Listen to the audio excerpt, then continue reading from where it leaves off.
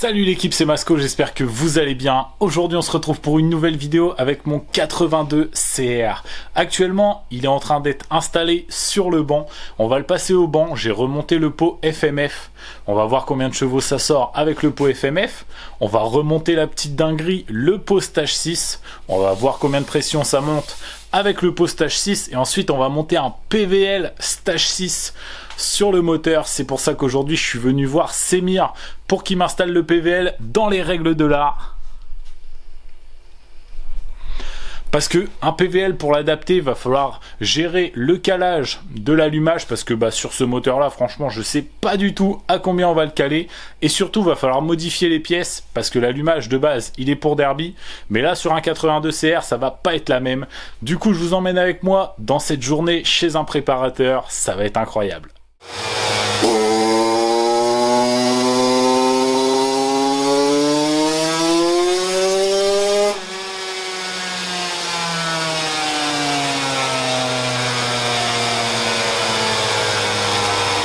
Bon, du coup l'équipe, premier tir au banc et on a dû démonter la roue arrière. On a eu un petit problème, on a fait une tension de chaîne idéale pour le banc et en fait on a notre pneu qui est venu frotter juste ici, comme on peut le voir à deux endroits.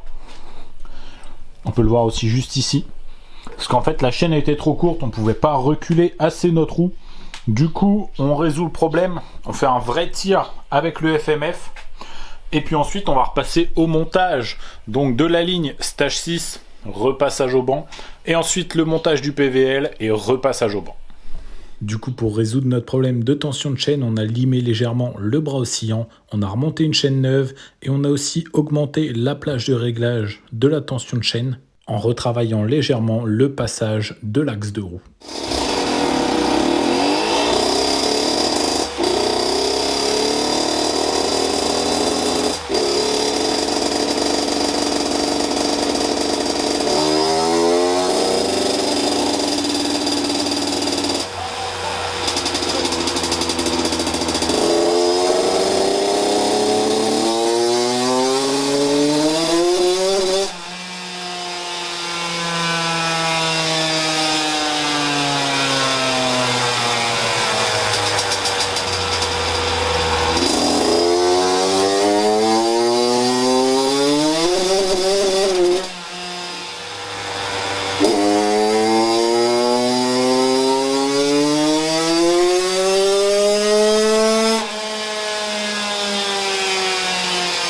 Du coup, suite au premier tir, on a 20 chevaux 3, hein, la courbe a coupé un peu, mais problème d'allumage certainement. Mais bon, pour la machine, je pense que c'est dans les clous, quoi. C'est voilà, la puissance que ça doit sortir normalement à la roue. Voilà. Ok, bah nickel. Voilà, là c'est en route 17, donc ça tire un peu plus long. On a été obligé de descendre les rapports, on peut pas tirer en 6ème. On a tiré en 4. Voilà, t'as vu, on a essayé en 3, ça patine un peu. Ça patine, ouais. En 4, du coup, on a tiré en 4. Voilà. Donc là, moteur stock, boîte à clapet, pot d'échappement. On a juste, voilà. Donc c'est dans les clous. Comme Semir le disait, moteur stock, la boîte à clapet, la ligne FMF. Et du coup, on sort 20 chevaux 3. Voilà, ça doit faire moins de 20 chevaux au stock normalement à la roue. Donc là, avec les pièces, voilà, on arrive à 20 chevaux 3.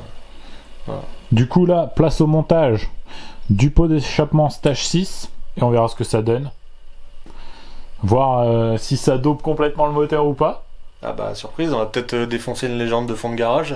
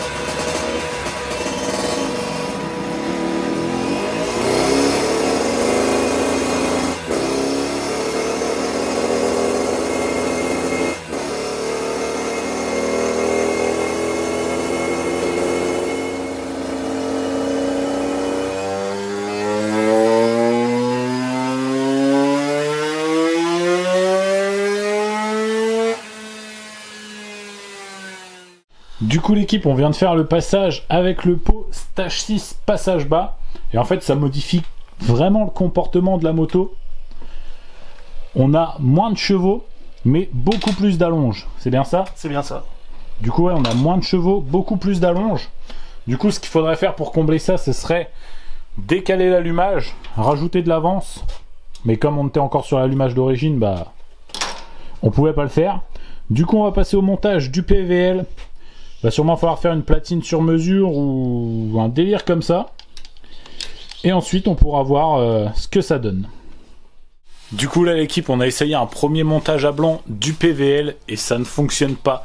La platine d'origine ne marche pas, ne se monte pas sur le moteur, il n'y a pas assez de place. En plus il y a une histoire de profondeur et tout, du coup ça va pas du tout. Donc on part sur la fabrication d'une platine sur mesure. Ça va vraiment être du travail d'orfèvre.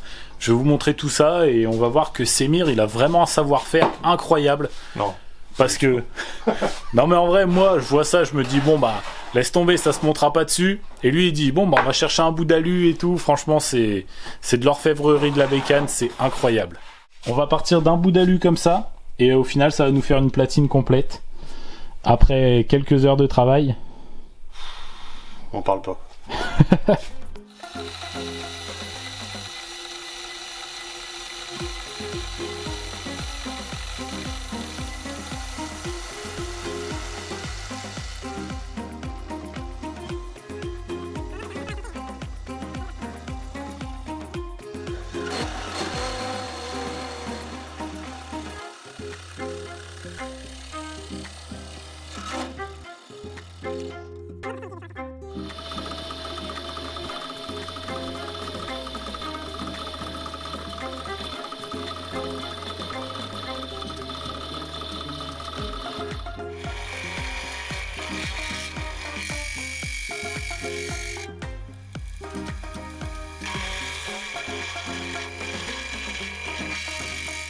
Du coup là l'équipe, la platine est en place sur le moteur. L'étape suivante ça va être d'adapter la platine au stator du PVL. Et ensuite la dernière étape ça va être d'adapter le rotor à la Swat Villebrequin du 82 CR. Donc franchement il est déjà 16h et il nous reste pas mal de taf. Mais bon, ça va le faire. Ouais. Ouais, peut-être.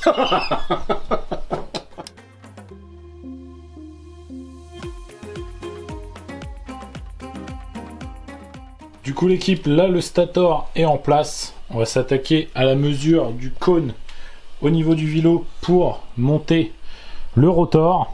Et oui. Et pendant ce temps-là, moi je vais monter tout ce qui est boîtier, donc CDI bobine. Comme ça, normalement, d'ici plus très longtemps, ça devrait démarrer. 20h.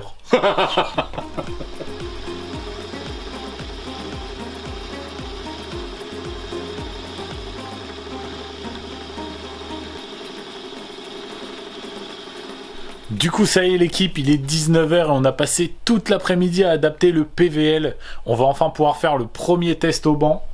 Franchement, ça aura pris du temps. Hein. Ouf, ça vient de le dire. Et surtout la rectif du rotor, c'est ce qui a pris vraiment le plus de temps. La platine, ça a pris un peu de temps, mais bon, normal. La rectif du rotor, ça a vraiment pris pas mal de temps. Là on fait un premier test en calé à 3,2. Donc le calage d'allumage 3,2. On verra bien ce que ça donne, je vous montre tout ça, on fait le premier tir.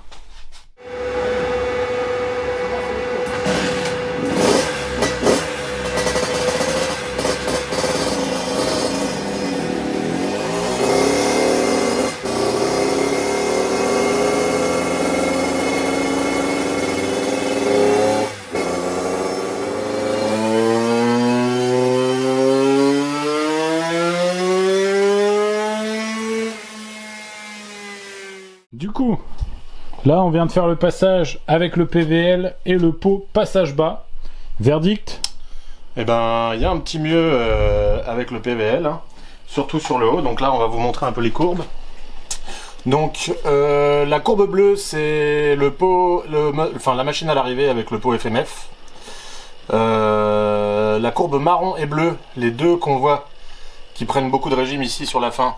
Ça, c'est les deux courbes qu'on a faites avec le pot Stage 6, donc le pot passage bas. Donc forcément, ça va rechercher moins de puissance, mais sur la longe, forcément, on a du mieux. Et donc là, les deux courbes rouges et vertes, donc qu'on voit ici, qui est bien bombée là sur le haut, ça c'est la courbe donc avec le pot passage bas et l'allumage PVL qu'on vient de monter. Donc effectivement, il y a un petit gain sur le haut, voilà, avec le pot, avec le PVL. Donc on peut tabler sur un cheval. Là, on voit clairement donc la rouge 18,94 quand avec le pot passage bas et l'allumage d'origine, on était à 19 tourons, quoi, plus ou moins. Donc il y a un cheval avec le PVL stage 6. Et du coup, là, on va remettre le pot FMF pour faire un contre-test pour voir si on a encore du mieux avec le pot FMF avec l'allumage PVL. Voilà. Ok, super. Du coup, là, l'équipe, comme vous l'aurez compris, petit test avec PVL et pot FMF.